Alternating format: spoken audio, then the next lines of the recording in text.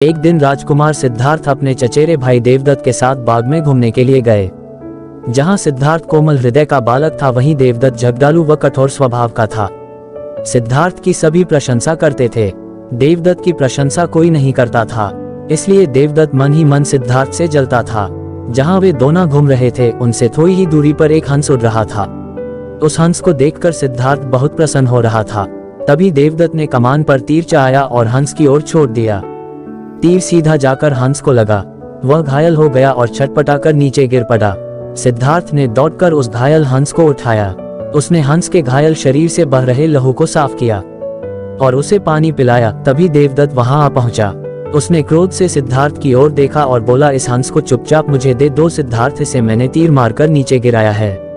नहीं, सिद्धार्थ ने हंस की पीठ सहलाते हुए उत्तर दिया, मैं इस हंस को तुम्हें नहीं दे सकता। तुम निर्दयी हो, तुमने इस निर्दोष हंस पर तीर चलाया है। यदि मैं इसे न बचाता तो इस बेचारे की जान चली जाती। देखो सिद्धार्थ, देवदत्त उसे घुरकर बोला, यह हंस मेरा है, इसे मैंने तीर मारकर नीचे गिराया है। इसे चुपचाप मुझे दे दो, यदि नहीं दोगे तो मैं राज दरबार में जाकर तुम्हारी शिकायत करूंगा। सिद्धार्थ ने उसे हंस देने से साफ साफ मना कर दिया। देवदत्त राजा शुद्धोधन के दरबार में जा पहुंचा और सिद्धार्थ की शिकायत की। शुद्धोधन ने उसकी शिकायत को ध्यानपूर्वक सुना, फिर सिद्धार्थ को बुलावा भेजा। कुछ ही देर में सिद्धार्थ हंस को लेकर राज दरबार में उपस्थित हो गया। राज दरबार के ऊंचे सिंहासन पर राजा शुद्धोधन बैठे थे। आसपास के नीचे आसनों पर राज्य मंत्री तथा अन्य पदाधिकारी बैठे थे। कई सैनिक हथियार लिए द्वार के निकट खड़े थे। शुद्धोधन के संकेत करने पर देवदत्त सिर झुकाकर बोला, महाराज, जो हंस इस समय सिद्धार्थ के पास है वह मेरा है। इसे मैंने तीर मारकर पृथ्वी पर गिराया था। सिद्धार्थ ने इसे उठाकर इस पर अपना अधिकार कर लिया है। यह हंस मेरा है, कृपया इसे मुझे दिलाया जाए।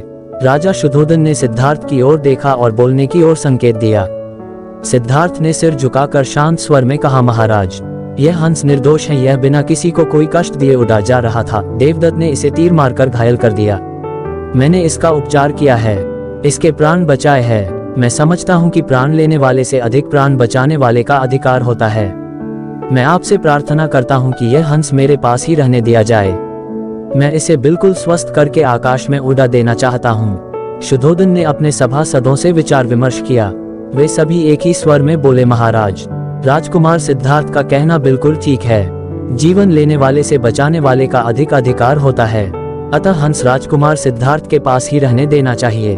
राजा शुद्धोधन ने सभासदों की बात मान ली।